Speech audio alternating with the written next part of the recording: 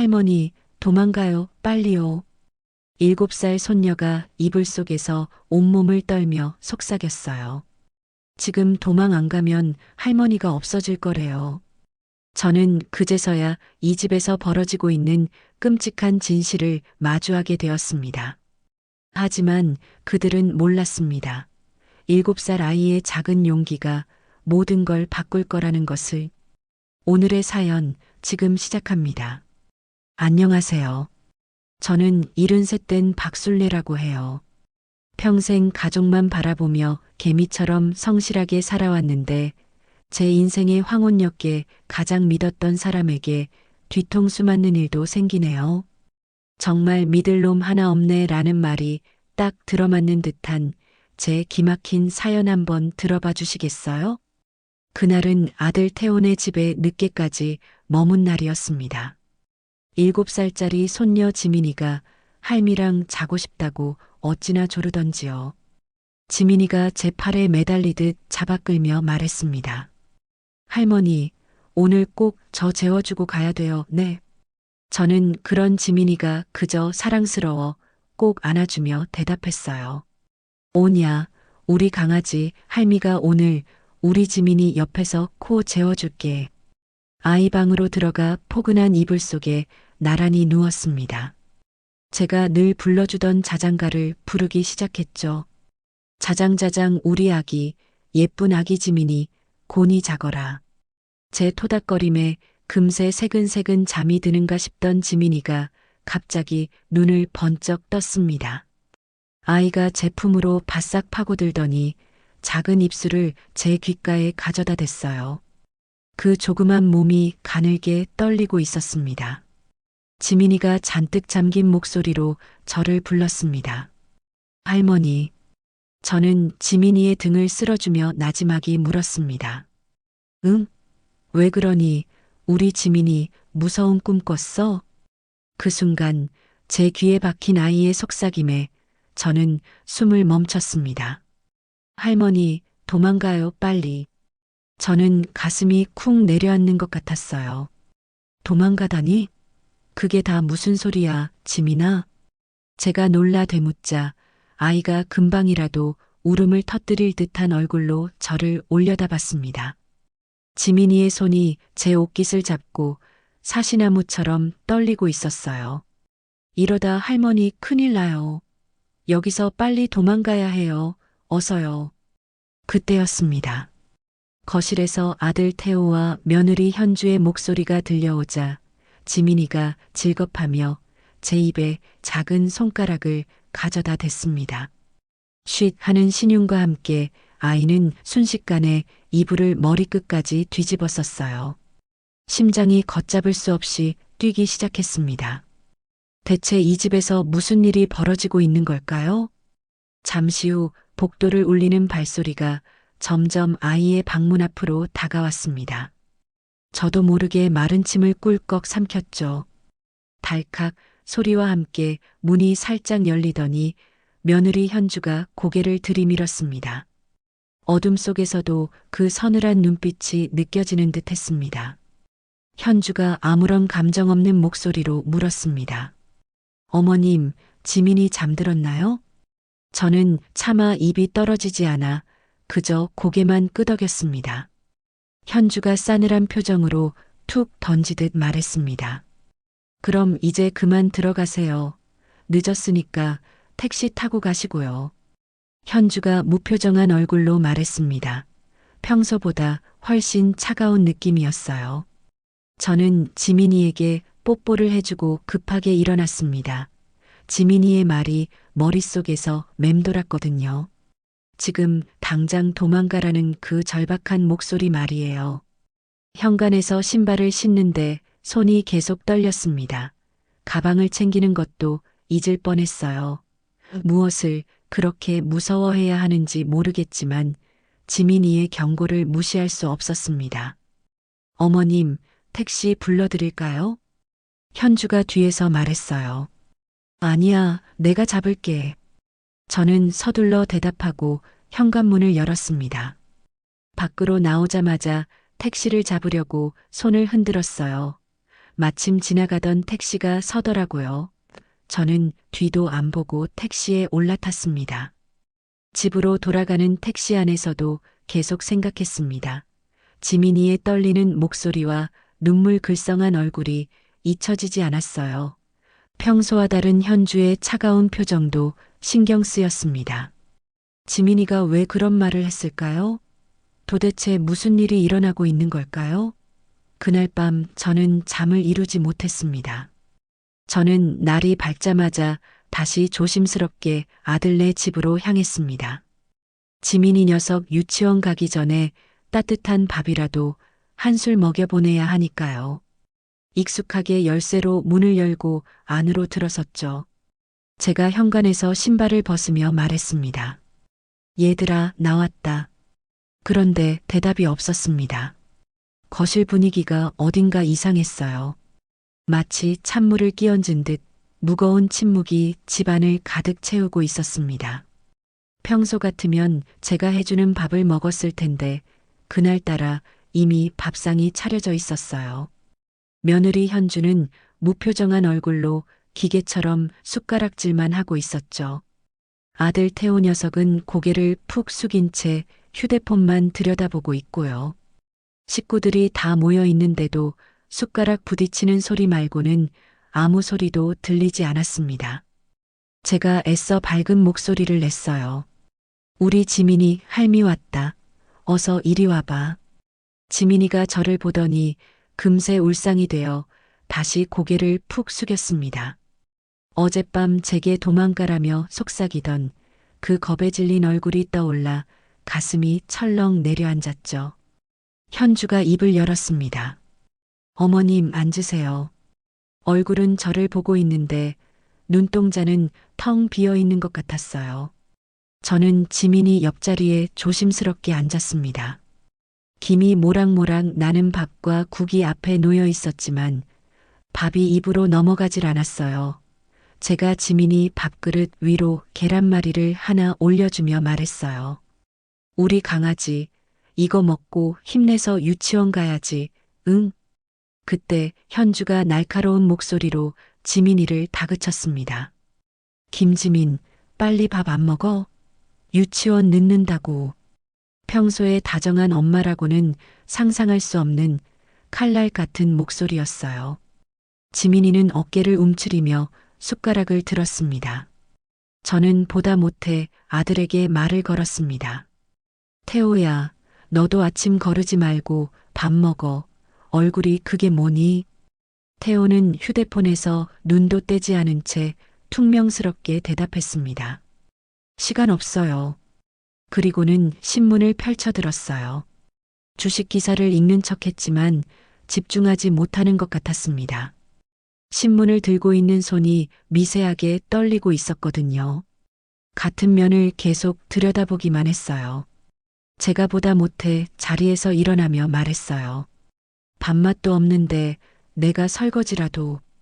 제 말이 채 끝나기도 전에 현주가 말을 잘랐습니다. 됐어요. 어머님은 그냥 앉아 계세요. 평소 같으면 어머님 감사해요 했을 현주인데 오늘은 제 손길 하나 닿는 게 싫다는 듯이 단칼에 거절했습니다. 그때 태호가 신문을 거칠게 접으며 일어섰습니다. 저 출근합니다. 가방을 든 태호는 저와 눈도 마주치지 않고 그대로 현관으로 향했어요. 쾅! 현관문이 닫히는 소리가 제 심장을 때리는 것 같았습니다. 현주가 지민이를 일으키며 말했습니다. 지민아, 너도 가방 챙겨, 빨리. 자리에서 일어난 지민이가 저를 돌아봤습니다. 그 작은 눈망울에 할머니, 어떡해요 하는 불안함이 가득했어요. 저는 애써 미소를 지으며 지민이의 머리를 쓰다듬어 주었습니다. 지민이가 작은 목소리로 인사했습니다. 할머니, 유치원 갔다 올게요. 그래, 우리 지민이 잘 다녀와. 현주도 제게 눈길 한 번 주지 않고 지민이의 등을 떠밀며 말했습니다. 어머님 가실 때 문 꼭 잠그고 가세요. 두 사람이 나가고 텅 빈 집에는 저 혼자만 덩그러니 남았습니다. 싸늘하게 식어버린 밥상 앞에 앉아 있자니 어젯밤 지민이의 목소리가 다시 귓가에 울리는 듯 했어요. 할머니, 도망가. 집안은 쥐 죽은 듯이 고요했습니다. 벽시계의 초침 소리만이 제 심장 소리처럼 크게 들려왔죠. 저는 홀린 듯이 부엌으로 갔습니다. 싱크대에는 아침을 먹은 그릇들이 그대로 쌓여 있었어요. 깔끔한 성격의 현주가 설거지를 저렇게 내버려 둔 적이 없는데 말입니다. 무언가 단단히 잘못되었습니다. 얼음장 같던 현주의 표정, 무언가에 쫓기는 듯 불안해하던 태호, 그리고 겁에 질려있던 지민이까지. 이 가족에게 도대체 무슨 일이 벌어지고 있는 걸까요? 그때였습니다. 제 손에 들린 휴대폰이 짧게 울렸어요. 현주에게서 온 문자였습니다. 어머님, 아직 안 가셨어요? 문 잠그고 나오세요.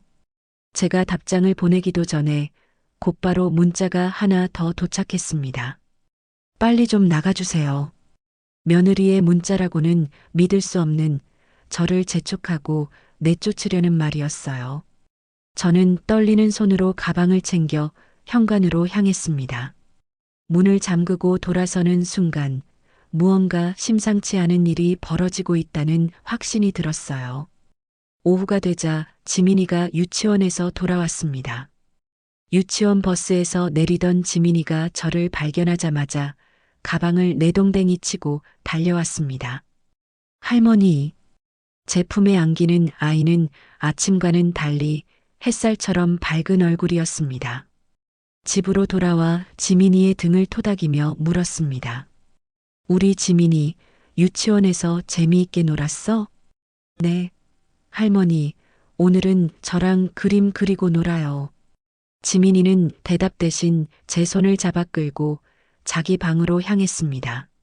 저는 아이의 작은 책상 옆에 자리를 잡고 앉았습니다.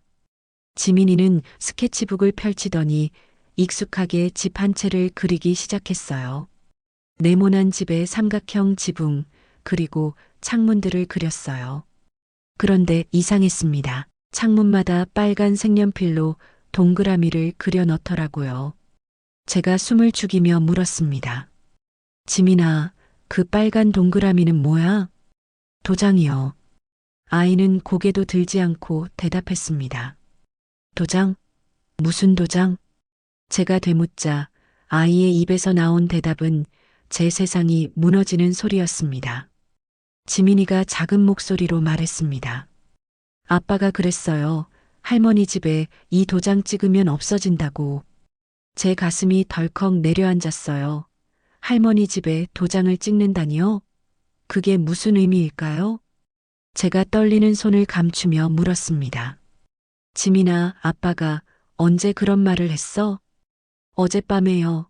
엄마랑 아빠가 엄청 큰 소리로 얘기했어요. 지민이가 빨간 동그라미를 색칠하며 말했습니다.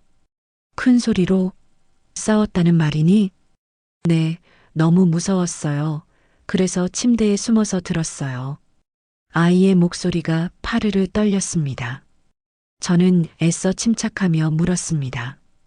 혹시 뭐라고 했는지 기억나는 말 없어? 지민이가 색연필을 멈추고 저를 똑바로 쳐다봤습니다. 할머니 집 팔자고 했어요. 순간 제 귀가 먹먹해지고 눈앞이 하얘졌습니다.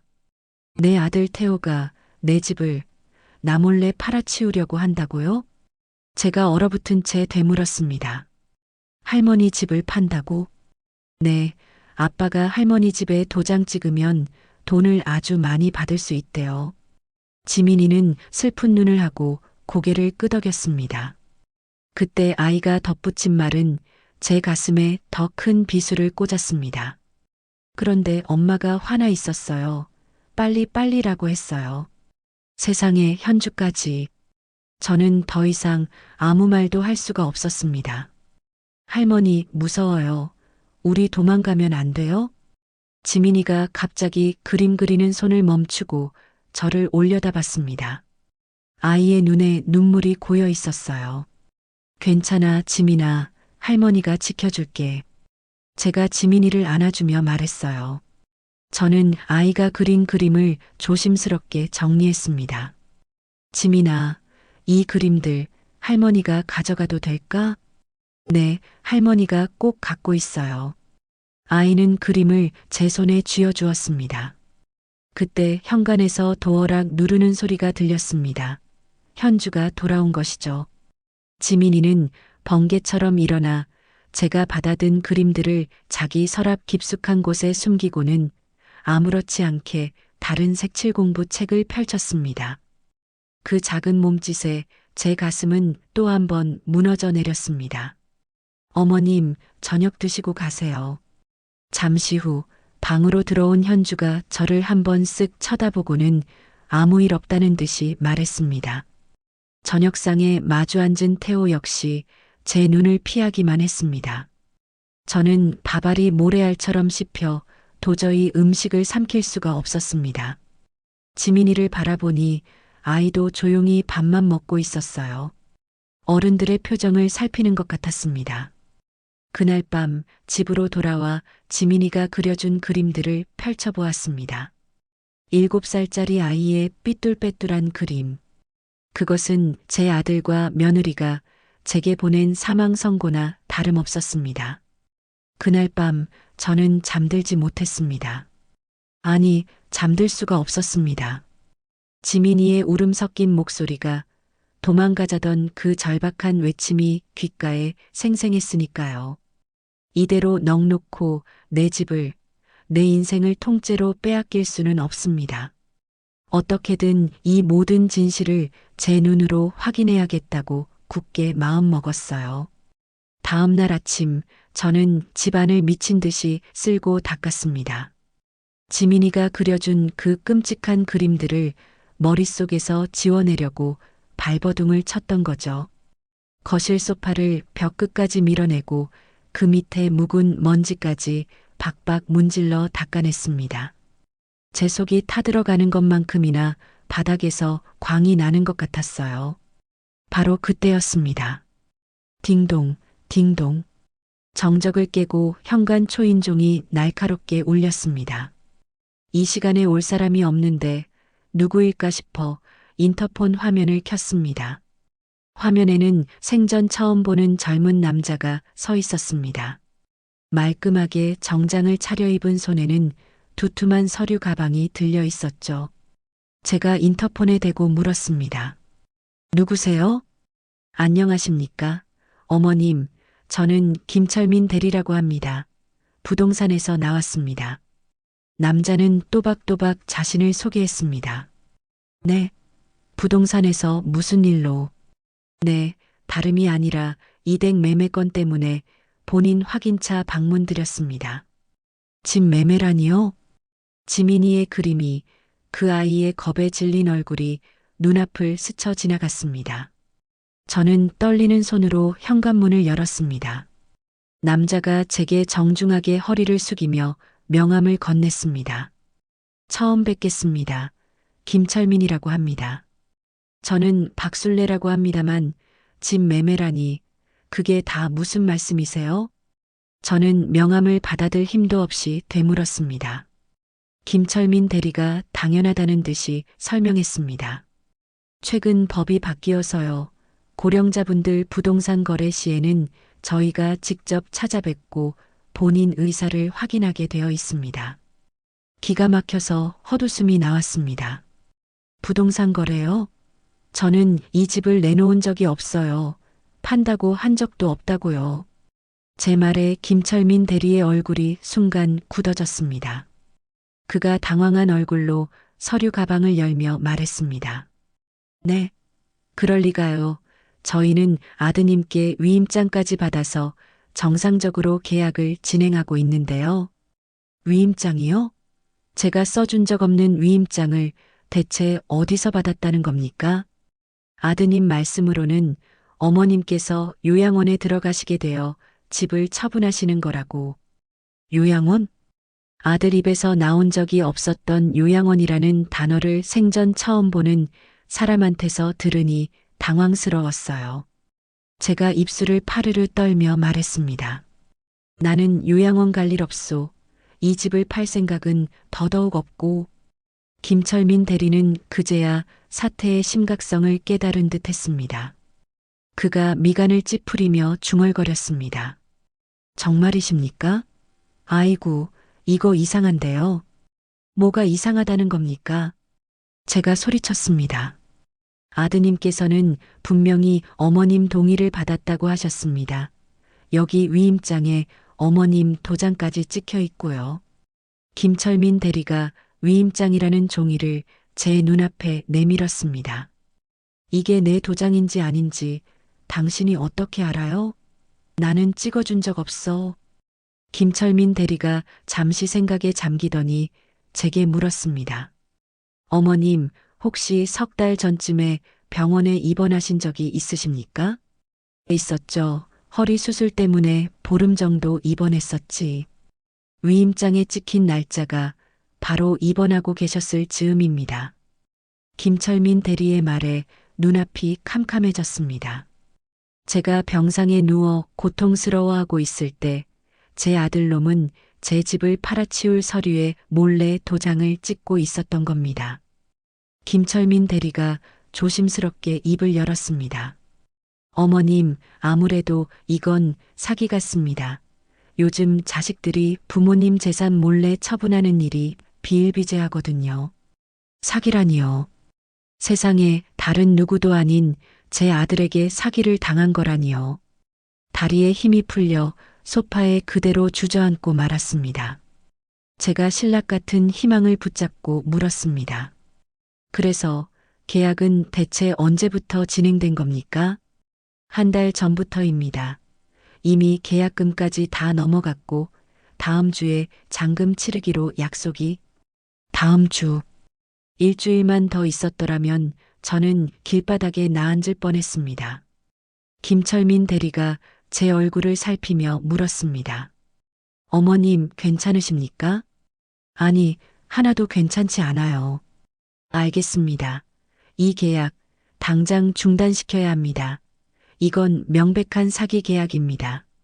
김철민 대리가 단호하게 말했습니다. 그는 곧바로 휴대폰을 꺼내 어딘가로 전화를 걸었습니다. 사장님, 저 김철민입니다. 방금 박순례 어머님 댁에 왔는데 본인은 집 파는 거 전혀 모르고 계십니다. 네, 아들이 위임장 위조한 것 같습니다. 당장 모든 절차 중단시켜 주십시오. 전화를 끊은 김철민 대리가 제게 말했습니다. 어머님, 일단 계약은 중단시켰습니다. 하지만 이미 계약금이 오간 상태라 법적으로 복잡해질 수 있습니다.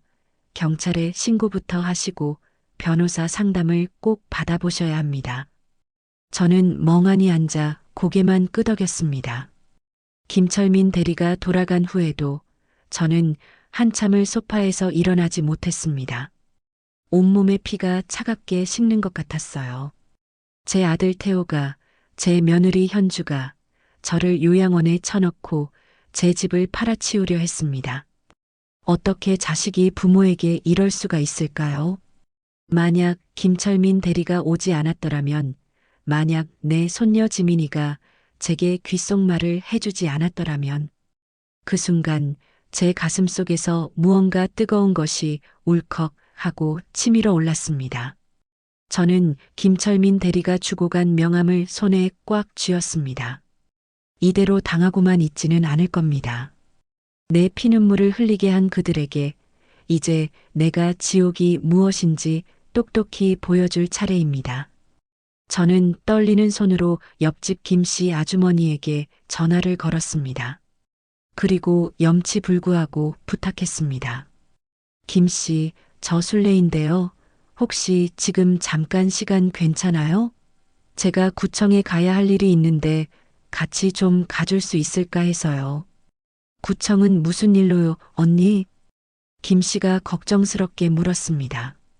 등기부등본이라는 걸 떼봐야 하는데 기계 쓰는 거에 익숙치 않아가지고.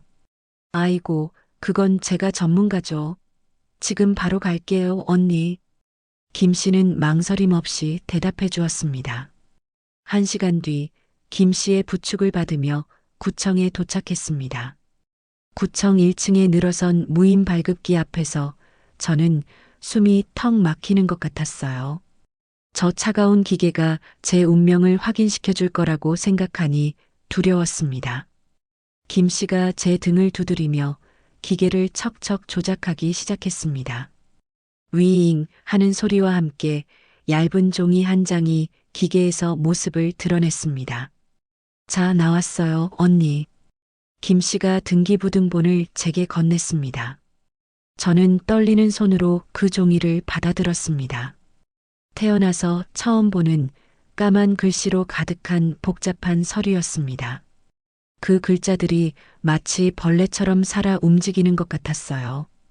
김 씨가 제 어깨 너머로 서류를 들여다보며 말했습니다.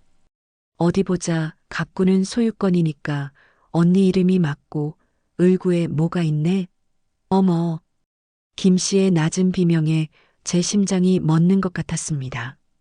을구라는 칸에는 근저당권 설정이라는 글씨가 선명하게 박혀 있었습니다. 채권 최고액은 무려 2억 원, 돈을 빌려준 채권자는 생전 처음 들어보는 이름의 대부업체였습니다. 제가 다 죽어가는 목소리로 물었습니다. 김 씨, 이게 다 무슨 소리야? 김 씨가 기가 막힌다는 얼굴로 설명해 주었습니다. 세상에, 언니 집을 담보로 2억이나 대출을 받았다는 뜻이잖아. 언니, 돈 빌린 적 있어요? 없어. 나는 평생 누구한테 돈 빌려본 적 없는 사람이야. 제가 소리쳤습니다. 그럼 날짜를 봐요, 날짜를. 언제 이렇게 된 거야?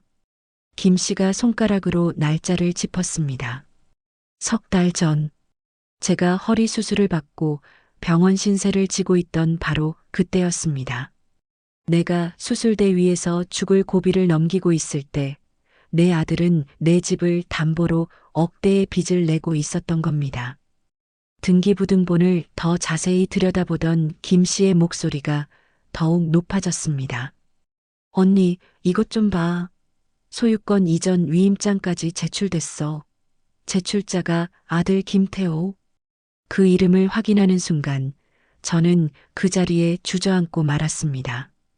다리에 힘이 완전히 풀려버렸어요. 김 씨가 저를 부축하며 소리쳤습니다. 언니, 정신 차려요, 언니. 김 씨, 나 어떡하면 좋아? 저는 아이처럼 울음을 터뜨리고 말았습니다. 김 씨는 저를 벤치에 앉히고는 편의점에서 찬물을 사다 주었습니다. 물을 마시고 겨우 정신을 차리자 김 씨가 분노에 찬 목소리로 말했습니다. 언니, 이건 명백한 사문서 위조예요. 당장 경찰서에 가야 해요. 하지만 태호는 내 아들이야. 내 하나밖에 없는 아들인데. 제가 망설이자 김 씨가 버럭 화를 냈습니다. 아들이면 부모 뒤통수에 칼을 꽂아도 되는 거예요? 정신 차려요, 언니. 이러다 길바닥에 나앉게 생겼다고. 김 씨의 호통에 정신이 번쩍 들었습니다. 저는 눈물을 닦고 등기부등본을 가방 깊숙이 넣었어요. 이제 흔들리지 않을 겁니다. 제 손에는 아들의 배신을 증명할 서늘하고도 확실한 증거가 들려 있으니까요. 집으로 돌아오는 내내 저는 아무 말도 하지 않았습니다. 2억의 빚 위조된 위임장, 그리고 진행 중인 매매 계약. 머릿속에서 태호의 얼굴과 현주의 얼굴이 번갈아 떠올랐습니다. 그날 밤 저는 지민이가 그려준 그림들과 등기부등본을 나란히 펼쳐놓았어요. 7살 손녀의 서툰 경고와 차가운 법률 용어로 가득한 서류는 똑같은 이야기를 하고 있었습니다. 이제 더 이상 망설일 시간이 없었어요. 내일 아침이 밝으면 저는 이 지옥 같은 싸움을 시작할 겁니다. 내 집과 내 남은 인생을 지키기 위해서 저는 이제 악착같이 버텨내야만 합니다. 다음 날 오후 저는 애써 태어난 척하며 다시 아들네 집으로 향했어요. 현관문을 열고 들어서는 지민이는 저를 보자마자 제 품에 와락 안겼습니다. 할머니, 아이고, 우리 강아지, 유치원 잘 다녀왔어? 저는 아이의 등을 쓸어주며 물었습니다. 네, 할머니, 오늘 할머니한테만 보여줄 거 있어요. 지민이가 눈을 반짝이며 제 손을 잡아 끌었습니다. 뭔데 그래? 쉿, 비밀이에요. 빨리 따라와요. 지민이는 제 손을 끌고 자기 방으로 쏙 들어가더니 방문까지 꼭 닫았습니다. 아이의 방 침대 위에는 분홍색 토끼 인형이 덩그러니 놓여 있었습니다. 지민이가 평소에도 잠잘 때 꼭 껴안고 자던 인형이었죠. 지민이가 그 토끼 인형을 제게 불쑥 내밀며 속삭였습니다. 할머니, 이거 봐요. 이 토끼는 특별해요. 어머, 그러니? 뭐가 그렇게 특별할까? 제가 웃으며 묻자 아이는 인형의 배를 조물거리더니 작은 단추 하나를 찾아냈습니다. 할머니, 이거 한번 눌러봐요. 제가 아이의 손에 이끌려 무심코 그 작은 단추를 누르는 순간 저는 제 인생에서 가장 끔찍한 목소리들을 듣게 되었습니다. 바로 제 며느리 현주의 날카로운 목소리였어요. 그놈의 빚쟁이들. 오늘 또 전화와서 재촉하고 난리란 말이야. 당신, 어머니 집 언제 처리할 거야. 제 심장이 쿵 하고 바닥으로 떨어졌습니다. 곧이어 들려오는 아들 태호의 나약한 목소리는 제 가슴에 못을 박았습니다. 알았어, 알았다고. 어머니가 눈치채시면 모든 게 끝장이니까 조용히 처리해야 돼. 요양원은? 요양원 얘기는 언제 꺼낼 거냐고. 이 집 팔아치우고 그 늙은이 요양원에 보내버리면 다 끝나는 거 아니야? 저는 제 귀를 의심했습니다. 그 늙은이라니요. 저를 두고 하는 말이었습니다. 다리에 힘이 풀려 그대로 지민이의 침대맡에 주저앉고 말았습니다. 집부터 팔고 생각하자고 몇 번을 말해. 녹음된 소리 안에서 태호는 어딘가에 다급하게 전화를 걸고 있었습니다. 네, 사장님, 본인 서명만 받으면 됩니다. 조금만 더 시간을 주십시오. 네, 그럼요. 확실합니다. 세상에, 세상에. 제 피가 거꾸로 솟는 것 같았습니다. 제가 떨리는 목소리로 겨우 물었습니다. 지민아, 이게 다 뭐야? 며칠 전에요. 밤에 엄마 아빠가 또 막 싸우는데 너무 무서워서요. 아이가 작은 목소리로 대답했습니다. 그래서 이 인형을 켠 거니? 네, 이 토끼 인형이 목소리를 녹음한대요. 엄마도 처음엔 귀엽다고 사줬는데 이런 게 있는 줄은 몰랐대요. 저는 그 작은 아이를 끌어안았습니다. 이 어린 것이 그 공포 속에서 저를 구하겠다고 이 작은 머리를 쓴 것이었습니다. 녹음은 계속해서 흘러나왔습니다. 제 집을 팔아 빚을 갚고 저를 요양원으로 보내버리겠다는 그들의 모든 계획이 토씨 하나 틀리지 않고 담겨 있었습니다. 지민이가 제 품에 얼굴을 묻으며 말했습니다. 할머니, 나 너무 무서워요. 괜찮아. 우리 지민이, 이제 괜찮아.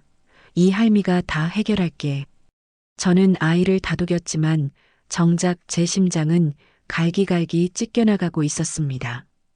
지민이가 제 품에서 고개를 들더니 토끼 인형을 제게 건넸습니다. 할머니, 이거 가져가세요. 지민이가 제일 아끼는 인형인데 괜찮겠어? 네, 할머니가 갖고 있어야 할 것 같아요. 토끼를 건네는 손녀의 눈이 반짝였습니다.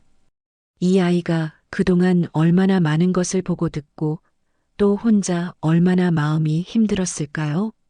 그래, 이 할미가 우리 지민이가 준 이 인형 잘 간직할게. 제가 토끼 인형을 가방에 넣으려는데 지민이가 제 옷소매를 꼭 붙들었습니다. 아이가 금방이라도 울음을 터뜨릴 듯한 얼굴로 물었습니다. 할머니, 정말 요양원 안 가는 거죠? 네. 그럼 절대 안 가. 이 할미는 죽을 때까지 우리 지민이 옆에 있을 거야. 저는 아이와 새끼손가락을 걸고 단단히 약속했습니다. 바로 그때 현관문 열리는 소리가 들렸습니다. 현주가 돌아온 것이었죠. 지민이는 반사적으로 다른 장난감을 집어들고 노는 척 연기를 시작했습니다. 그 모습에 제 가슴은 또 한 번 무너져 내렸습니다. 방으로 들어선 현주가 저를 발견하고는 피곤한 얼굴로 물었습니다. 어머님, 언제 오셨어요? 조금 전에 왔다. 저는 아무렇지 않은 척 대답했습니다. 현주의 시선이 제가 꼭 끌어안고 있는 가방에 잠시 머물렀다가 떨어졌습니다. 저는 가방을 더욱 단단히 끌어안았습니다. 이 안에는 이제 그들의 죄를 증명할 모든 것이 담겨 있었습니다. 저녁을 먹는 내내 저는 아무 말도 하지 않았습니다. 그저 내 앞에서 아무것도 모르는 척 밥을 먹고 있는 아들과 며느리의 얼굴을 묵묵히 바라볼 뿐이었습니다. 이제 확실한 증거가 제 손에 들어왔습니다. 이제 남은 것은 이 지옥 같은 복수를 어떻게 시작할 것인가, 그것뿐이었습니다. 그날 밤 저는 토끼 인형을 품에 안고 뜬 눈으로 밤을 새웠습니다. 차가운 등기부등본 종이와 그 안에 제 아들과 며느리의 끔찍한 목소리를 담고 있는 인형. 이 두 가지의 명백한 증거를 손에 쥐고도 저는 옴짝달싹할 수가 없었어요. 날이 밝자마자 저는 옆집 김 씨에게 전화를 걸었습니다. 제 목소리가 덜덜 떨리고 있었죠. 제가 다급하게 말했습니다. 김 씨, 나 좀 도와줘요. 어제보다 더 기가 막힌 걸 찾아냈어요. 혹시 법률구조공단이라는데 같이 가줄 수 있어요? 아이고, 언니. 당연히 가드려야죠. 지금 바로 갈게요. 김 씨는 제 목소리만 듣고도 사태의 심각성을 알아차린 듯 했습니다. 오전 10시 김 씨의 부축을 받으며 찾아간 법률구조공단은 저와 비슷한 얼굴을 한 늙고 지친 사람들로 가득했습니다.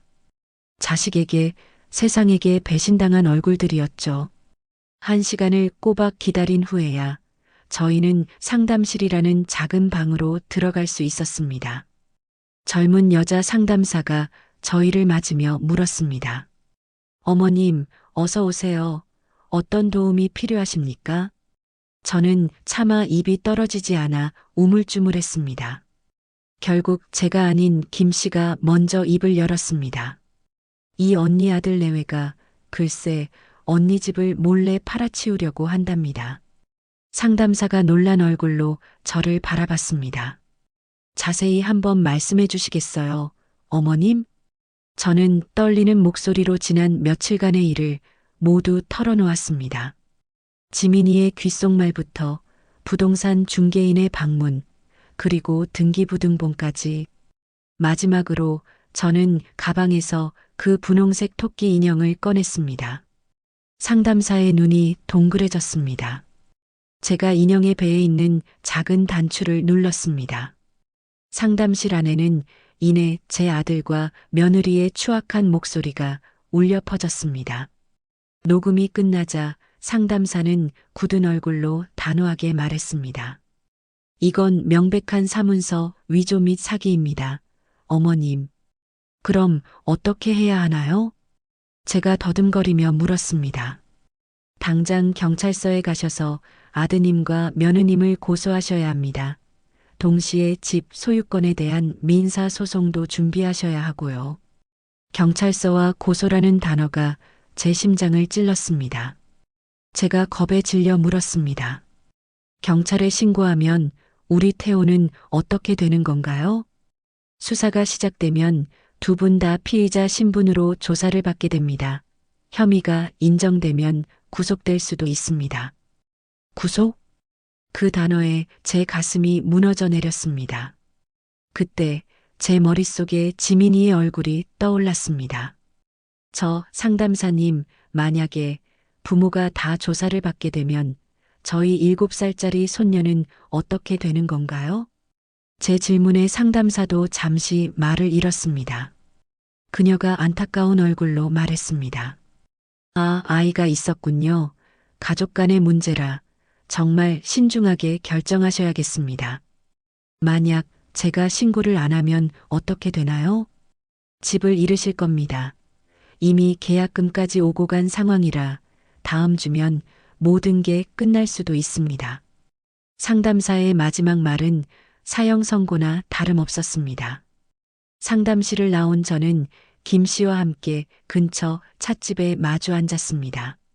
저는 아무 말도 할 수가 없었어요. 김 씨가 제 손을 잡으며 분통을 터뜨렸습니다. 언니, 뭘 망설여요? 당장 경찰서로 가야지. 그런 것들은 자식도 아니야. 하지만 김 씨, 지민이는 어떻게, 우리 지민이는 제 입에서 나온 말은 그것뿐이었습니다. 아니, 언니 집도 중요하잖아요. 평생 피땀 흘려 마련한 집을 저 짐승 같은 것들한테 뺏길 거예요? 경찰서에 가면 태호랑 현주 둘 다 잡혀가겠지? 당연히 잡혀가야지요. 죗값을 치러야죠. 그럼 우리 지민이는 엄마 아빠도 없이 혼자 남게 되잖아. 그 어린 것이.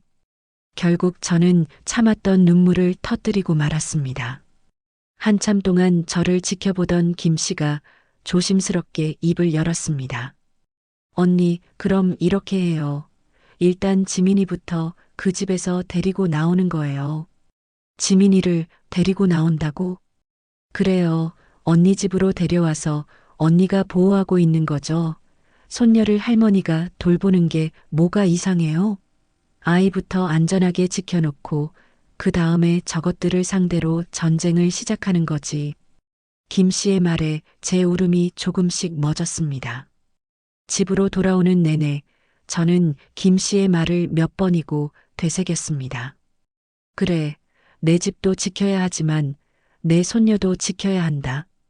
두 가지 모두를 놓칠 수는 없습니다. 그날 밤 저는 토끼 인형을 다시 꺼내 들었습니다.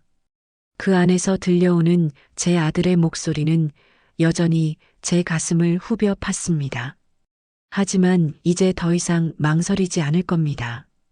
이 작은 인형으로 저를 구하려 했던 내 손녀를 위해서라도 저는 이제 독해져야만 합니다.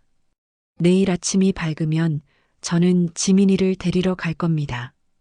그리고 그 후에 내 모든 것을 건 이 끔찍한 전쟁을 시작할 겁니다. 그날 밤 저는 한숨도 잠들지 못했습니다.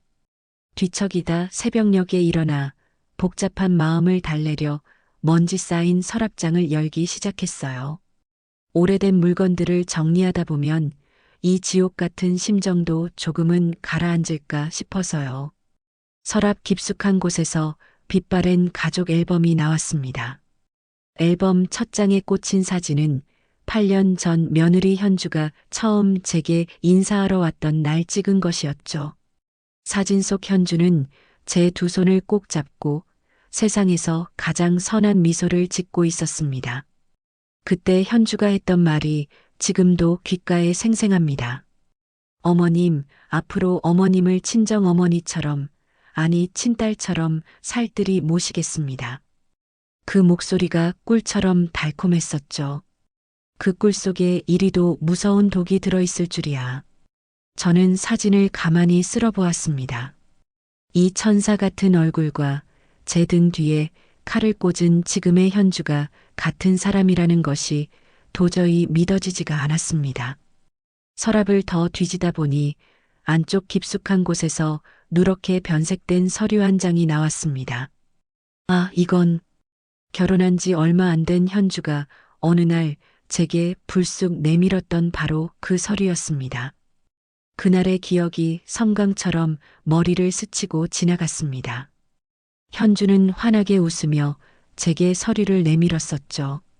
어머님, 저희 이사 때문에 그러는데 간단한 동의서니까 여기 도장 좀 찍어주시겠어요? 하지만 그날따라 제가 감기 몸살로 머리가 깨질 듯 아팠습니다. 현주야, 미안하다만 내일 하면 안 되겠니? 내가 오늘 도저히 정신이 없구나. 아, 그러세요?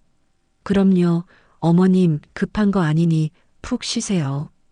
현주는 웃으며 서류를 물렸지만 그 눈빛에 스치던 실망감을 저는 왜 그때 알아채지 못했을까요? 며칠 뒤 현주는 다시 그 서류를 들고 저를 찾아왔습니다. 어머님, 지난번 그 서류요. 갑자기 좀 급해졌어요. 그래, 이리 주렴. 제가 도장을 찾으려고 서랍을 여는 순간 배를 쥐어뜯는 듯한 통증이 시작됐습니다. 저는 그날 밤 응급실에 실려갔고 그대로 한 달 넘게 병원 신세를 져야 했죠. 저는 홀린 듯이 그 낡은 서류를 펼쳐보았습니다. 간단한 이사 동의서라던 그 서류의 제목은 부동산 관리 및 처분 위임장이었습니다. 그때는 눈이 침침하고 정신이 없어 제대로 읽어보지도 못했던 빼곡한 글씨들이 눈에 들어왔습니다. 수임인은 위임인의 부동산 관련 일체의 권한을 위임받는다. 제3자에게 재산 처분 권한을 위임할 수 있다. 온몸의 피가 차갑게 식었습니다. 이건 제 집을 통째로 넘기겠다는 서류였습니다. 이제야 모든 것이 이해가 됐습니다. 현주는 제가 병원에 입원하기 전 어떻게든 이 서류에 제 도장을 받아내려 했던 겁니다. 다행히 제가 갑자기 쓰러지는 바람에 실패했지만 기억을 더듬어 보니 변화의 시작점이 떠올랐습니다. 그래요, 2년 전이었습니다. 아들 태호의 사업이 기울기 시작한 것이 바로 그때부터였어요. 어머니, 요즘 경기가 너무 안 좋아서 죽겠습니다. 태호는 입버릇처럼 제게 하소연을 늘어놓았죠. 현주도 옆에서 스트레스를 많이 받는 모양이에요. 요즘 부쩍 예민해져서. 제 아들은 늘 그렇게 현주를 감쌌습니다. 저는 바보같이 그 말을 곧이곧대로 믿었습니다. 먹고 살기 힘드니 며느리가 스트레스를 받는 것이 당연하다고 제가 더 잘해줘야겠다고 생각했죠. 하지만 그게 아니었습니다. 그들의 스트레스는 돈이 없다는 괴로움이 아니라 제 재산을 빨리 가로채지 못하는 조급함이었던 겁니다. 현주의 태도가 차갑게 변하기 시작한 것도 바로 그때부터였습니다. 어려운 살림살이 때문에 변한 것이 아니라 제 집을 노리는 검은 속내를 더 이상 숨기지 못했던 것이죠.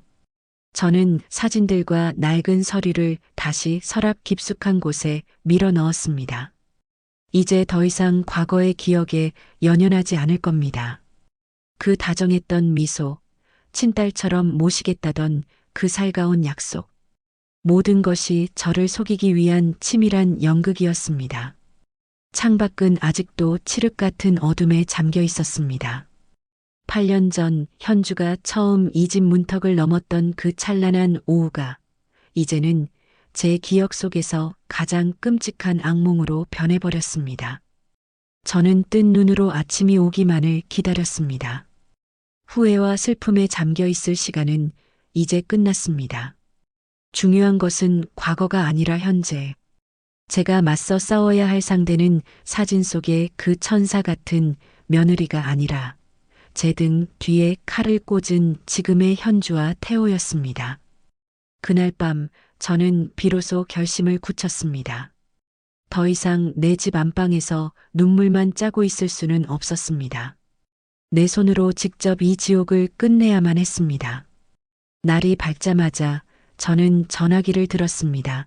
제 손에는 한치의 떨림도 없었죠. 오전 9시 저는 지민이가 다니는 유치원에 전화를 걸었습니다. 제가 최대한 침착하고 정중한 목소리로 말했습니다. 안녕하십니까? 저 김지민 어린이 할머니입니다.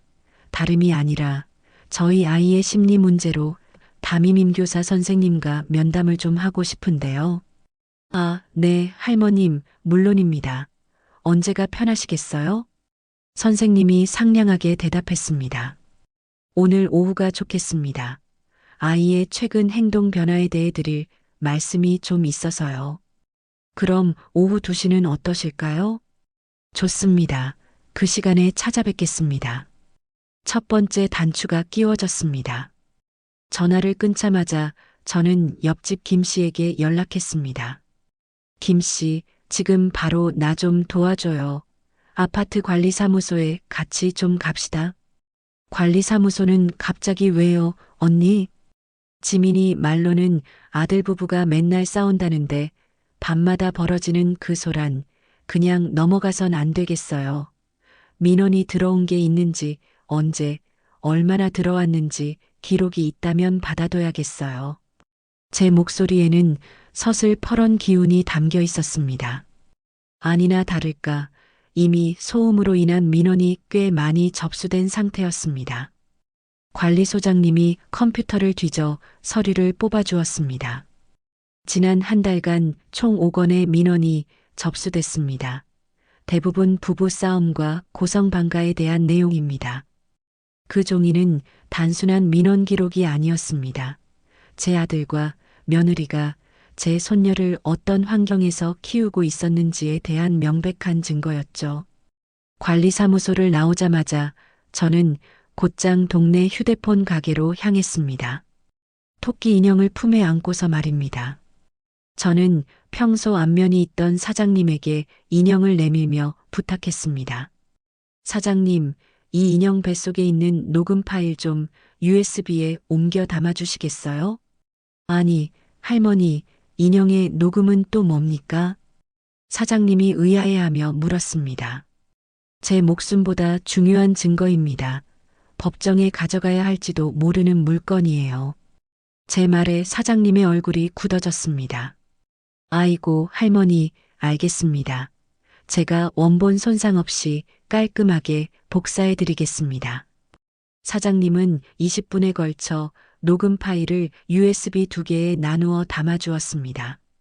점심을 먹는 둥 마는 둥 하고 저는 약속 시간에 맞춰 지민이의 유치원으로 향했습니다. 상담실에 마주 앉은 선생님의 얼굴에는 근심이 가득했습니다. 할머님, 사실은 지민이가 요즘 그리는 그림들이 조금 걱정스럽습니다. 선생님이 지민이가 그린 그림 몇 장을 제 앞에 펼쳐 보였습니다. 집이 무너져 내리는 그림, 온 가족이 눈물을 흘리는 그림, 집이 사라지거나 가족들이 슬픈 얼굴을 하는 그림을 계속 그리고 있어요. 혹시 가정에 무슨 우환이라도 있으신 건지요? 선생님의 조심스러운 질문에 저는 모든 것을 털어놓았습니다. 우리 아이에게 심리 치료가 필요할까요? 제 질문에 선생님은 단호하게 고개를 끄덕였습니다. 네, 아이가 감당하기 힘든 스트레스를 받고 있는 것이 분명합니다. 미술 치료를 받게 해주세요. 그것으로 충분했습니다. 하루 종일 쉴 틈 없이 움직였습니다. 집으로 돌아온 저는 오늘 제가 손에 넣은 것들을 가지런히 펼쳐놓았습니다. 소음 민원 기록과 이웃 증언서, 아들과 며느리의 목소리가 담긴 USB, 그리고 부동산 거래 중지 확인서까지. 이것들은 이제 저를 지켜줄 갑옷이자 그들을 심판할 칼이 될 겁니다. 더 이상 저는 눈물 흘리던 무력한 늙은이가 아니었습니다. 내일 아침이 밝으면 저는 법률구조공단으로 가 그들의 죄를 정식으로 고발할 겁니다. 이제 이 전쟁의 주도권은 제게 넘어왔습니다. 그 작은 몸으로 저를 구하려 했던 내 손녀 지민이를 위해서라도 저는 결코 이 싸움에서 지지 않을 겁니다. 다음 날 아침 저는 해가 뜨기도 전에 자리에서 일어났습니다. 밤새 한숨도 자지 못했지만 조금도 피곤하지 않았어요. 오히려 정신이 맑아지고 가슴속에서는 차가운 분노가 불타오르고 있었습니다. 오전 9시 저는 아들 태호에게 전화를 걸었습니다. 신호음이 몇 번 울리고 나서야 잠이 덜 깬 아들의 목소리가 들려왔습니다. 여보세요. 제 목소리는 얼음장처럼 차가웠습니다. 나다. 너 현주랑 같이 지금 당장 우리 집으로 건너와. 네. 어머니, 이 아침에 갑자기 무슨. 토달지 말고 오라면 와. 너희들 목숨줄이 달린 얘기니까. 저는 제 말만 남기고 전화를 끊어버렸습니다. 1시간쯤 지났을까요? 현관문에서 도어록 누르는 소리가 들렸습니다. 저는 식탁 의자에 꼿꼿이 앉아 그들을 기다렸습니다. 문을 열고 들어선 아들과 며느리는 어리둥절한 얼굴이었습니다. 현주가 가식적인 미소를 지으며 말했습니다. 어머님, 이른 아침부터 어쩐 일이세요? 저희도 출근 준비해야 하는데. 저는 아무 말 없이 턱짓으로 식탁을 가리켰습니다. 식탁 위에 펼쳐진 서류들을 본 두 사람의 얼굴이 순식간에 굳어지기 시작했습니다. 특히 현주의 얼굴은 하얗게 질려갔습니다. 태호가 떨리는 목소리로 물었습니다. 어머니, 이게 뭐예요? 이게 다 뭐냐고? 제가 싸늘하게 웃으며 되물었습니다. 니들이 내 등 뒤에서 버린 짓거리들이다. 이놈아. 저는 가장 먼저 등기부등본을 집어들어 태호의 얼굴 앞에 내던졌습니다. 내 집에 박힌 이 시뻘건 도장은 뭐지? 내가 평생 들어본 적도 없는 대부업체에서 2억이나 대출을 받았더구나. 내가 병상에 누워 사경을 헤맬 때 말이다. 태호는 아무 말도 하지 못하고 입술만 파르르 떨고 있었습니다. 그때 옆에 서 있던 현주가 날카로운 목소리로 소리쳤습니다. 어머님이 뭘 아신다고 그러세요? 다 태호 씨 사업 자금 때문에 그런 거잖아요. 사업 자금? 기가 막혀서 웃음이 나왔습니다. 그래서 애미 집을 담보로 사채를 쓰고 그걸로도 모자라 집까지 팔아치우려고 했니? 이 서류는 뭔지 설명 좀 해보렴, 현주야. 저는 8년 전 현주가 내밀었던 그 낡은 위임장을 현주의 얼굴 앞으로 흔들었습니다. 간단한 이사 동의서라더니 내 집을 통째로 팔아넘기겠다는 위임장이더구나. 네가 이걸 들고 우리 집에 왔던 그날부터 너는 이 모든 걸 계획하고 있었던 게지. 현주의 눈동자가 독사처럼 번뜩였습니다. 그게 뭐 어쨌다고요? 어차피 어머님 혼자 사시는 집, 저희가 좀 보태 쓰는 게 그렇게 잘못된 일이에요? 보태 써? 이게 보태 쓰는 걸로 보이니? 저는 마지막으로 토끼 인형의 배를 눌렀습니다. 그 늙은이 요양원에 보내버리면 다 끝나는 거 아니야?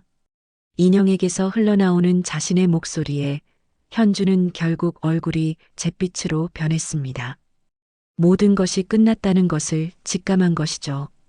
저는 자리에서 일어났습니다. 그리고 제 인생을 망가뜨리려 했던 두 사람에게 제 마지막 선고를 내렸습니다. 너희가 사는 집, 전세금 내가 대준 거니까 내놓고 당장 나가. 그리고 내 눈앞에 나타나지 마. 어머니, 태호가 제 앞에 무릎을 꿇고 빌기 시작했습니다. 어머니, 제가 다 잘못했습니다. 제발, 제발 한 번만 용서해 주세요. 하지만 저는 돌아보지 않았습니다. 용서는 경찰서에 가서 빌어. 나는 너 같은 아들 둔 적 없다. 저는 그들을 등지고 안방으로 들어와 문을 잠가버렸습니다. 문 밖에서 두 사람이 울고불고 소리치는 소리가 들려왔지만 제 마음은 조금도 흔들리지 않았습니다. 이제 진짜 전쟁은 끝났습니다. 저는 제 집도, 제 손녀도, 그리고 제 남은 인생도 모두 지켜낸 것입니다. 석 달이라는 시간이 흘렀습니다. 저희 집에는 매일 아침 햇살과 함께 우리 지민이의 웃음소리가 가득 찼습니다. 그 끔찍했던 악몽은 마치 오래전 일처럼 아득하게만 느껴졌죠. 그날 오후 저는 지민이와 함께 거실에서 그림책을 읽고 있었습니다. 그때 전화벨이 울렸습니다. 지민이가 제게 전화기를 총총 가져다 주었습니다. 할머니, 전화 왔어요. 아이는 어느새 저를 챙겨줄 만큼 몸도 마음도 부쩍 자란 것 같더라고요. 네, 박순례입니다. 제가 전화를 받았습니다. 안녕하십니까? 어머님, 법원 지정 감정기관입니다. 위임장 필적 감정 결과가 나와서 연락드렸습니다. 저는 숨을 멈췄습니다. 드디어 그날이 온 겁니다. 네, 결과가 어떻게 나왔습니까? 제 목소리가 살짝 떨렸습니다. 위임장에 날인된 도장은 어머님 것이 맞으나 서명 필체는 어머님의 것과 완전히 다른 것으로 판명되었습니다. 명백한 위조입니다. 위조. 그 한마디에 제 어깨를 짓누르던 마지막 돌덩이가 완전히 사라지는 것 같았어요. 제가 벅차오르는 목소리로 물었습니다. 그럼 이제 제 집은? 네, 어머님, 곧 법원 명령으로 근저당 설정은 말소될 것이며 집의 소유권은 완전히 원상복구됩니다. 아이고, 정말 감사합니다. 정말 감사합니다. 저는 몇 번이고 감사 인사를 되풀이했습니다. 전화를 끊자마자 저는 옆에 있던 지민이를 있는 힘껏 끌어안았습니다.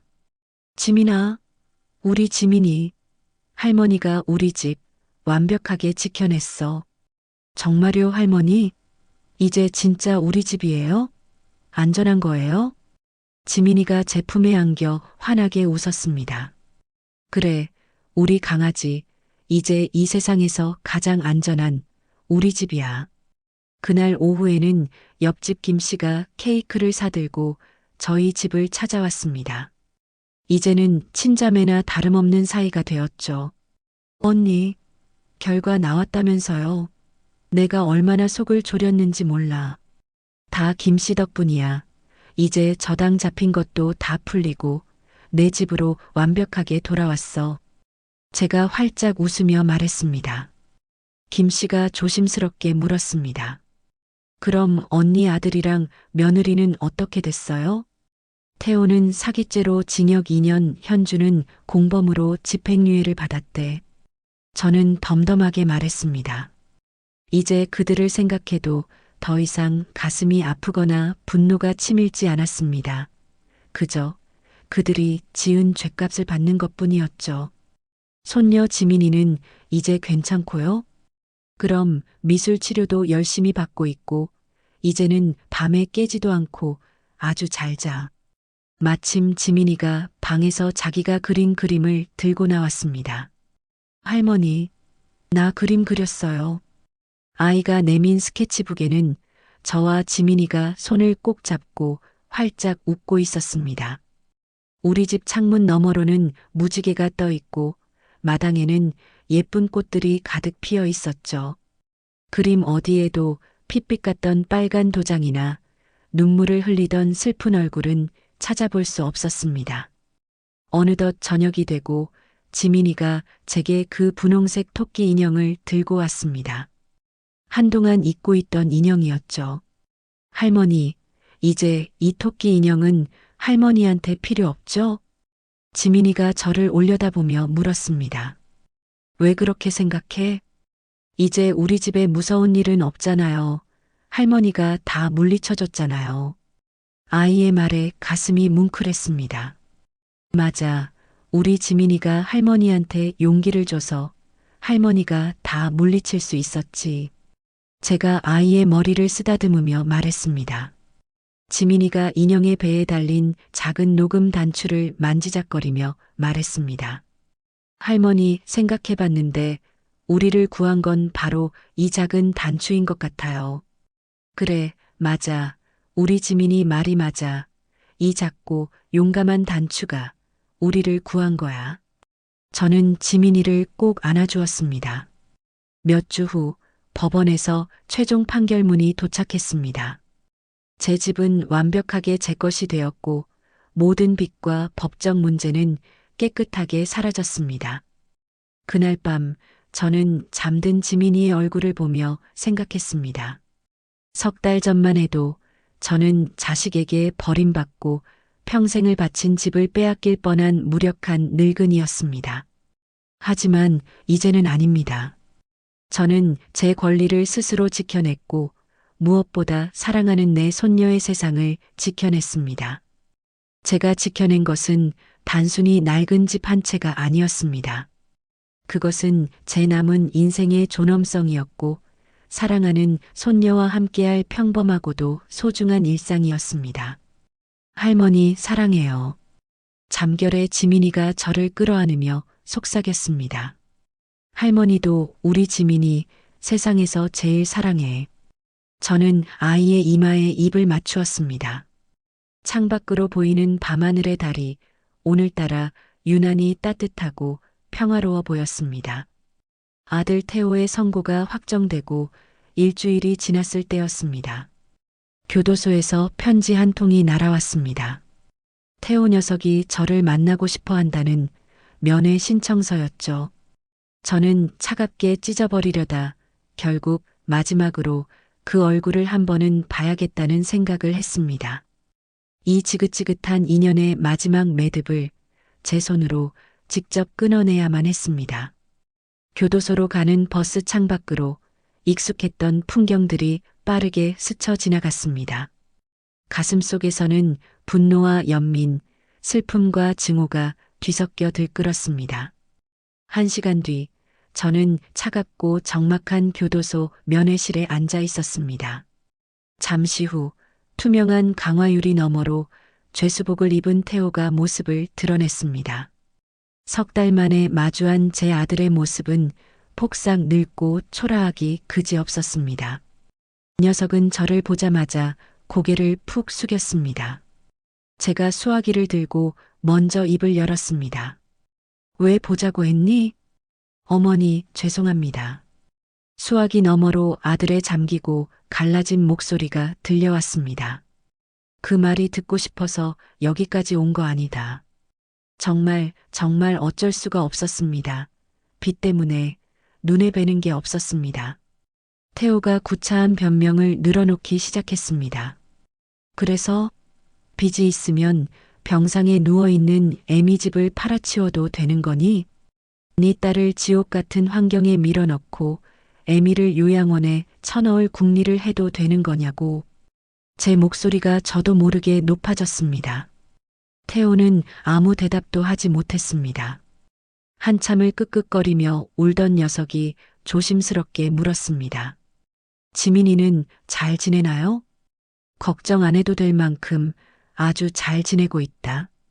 아빠를 미워하겠지요? 미워하는 게 아니다. 무서워하는 거다. 미워하는 것보다 더 끔찍한 형벌이지. 제 말에 태호의 어깨가 더욱 움츠러들었습니다. 녀석이 애원하듯 물었습니다. 어머니, 지민이 딱 한 번만이라도 볼 수 없을까요? 안 된다.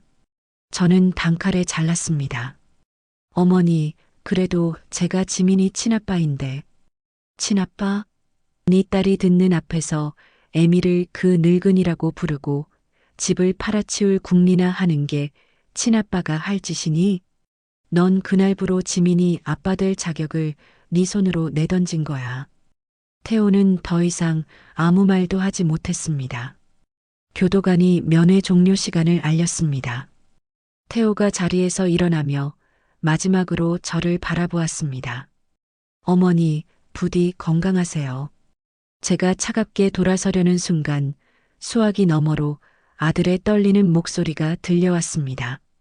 어머니, 우리 지민이 잘 부탁드립니다. 저는 끝내 아무 대답도 하지 않고 면회실을 나왔습니다. 교도소의 무거운 철문을 등지고 밖으로 나오자 눈부신 햇살이 제 얼굴 위로 쏟아졌습니다. 가슴은 여전히 복잡했지만 후회는 없었습니다. 오늘로 제 아들 김태호는 제 인생에서 완전히 지워졌습니다. 집에 도착하자 지민이가 현관문 앞에서 저를 기다렸다는 듯 달려나와 제 품에 안겼습니다. 할머니, 아이고, 우리 강아지, 할머니 기다렸어? 네, 할머니 빨리 오라고 하나님한테 기도했어요. 저는 아이를 품에 꼭 끌어안았습니다. 제 지옥 같던 과거는 이제 저 교도소 담장 안에 남겨두고 온 것입니다. 제게는 이제 이 아이와 함께 살아갈 따뜻한 미래만이 남아 있었습니다. 그날 저녁 지민이와 함께 저녁밥을 먹으며 제가 물었습니다. 우리 지민이 내일은 할머니랑 뭐 하고 싶어? 놀이터 가서 그네 타고 싶어요. 할머니가 제일 높이 밀어주세요. 아이가 박수를 치며 환하게 웃었습니다. 그래, 이제 정말 새로운 시작입니다. 저는 더 이상 과거에 얽매이지 않을 겁니다. 내 손녀의 저 웃음을 지키기 위해서 저는 앞으로 더 강해지고 더 행복해져야만 합니다. 여러분, 제 기구한 사연을 끝까지 들어주셔서 정말 고맙습니다.